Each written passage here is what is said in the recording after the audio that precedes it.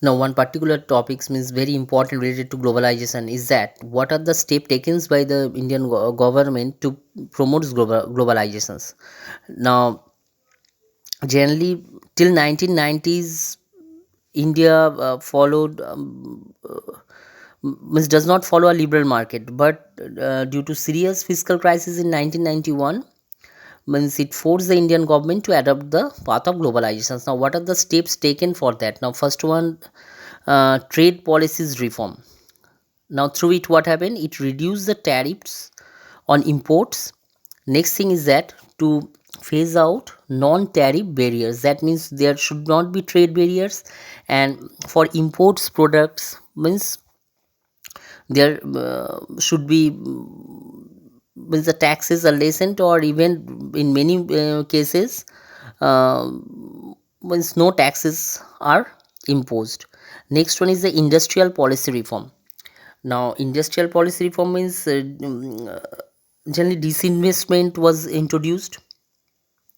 Next one, encouragement of FDI, that means foreign direct investment. Okay, in different economic sectors.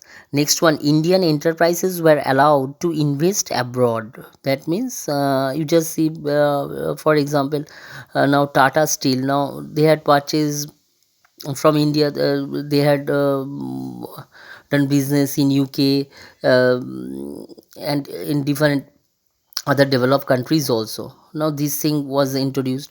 Next one, disinvestment. Now what do you mean by disinvestment? The government included for disinvestment of many PSU. Now many public sector unit was disinvestment, means slowly the government share has been given to the private, that is disinvestment. Now one such example was the insurance sectors. And the next one is that the end of subsidies.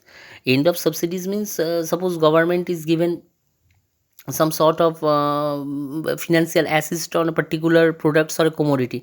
Now that thing is stopped.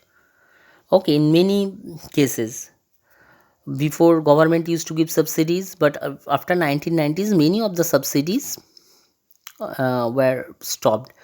Okay, now these are the efforts that were taken by the Indian government related to globalizations.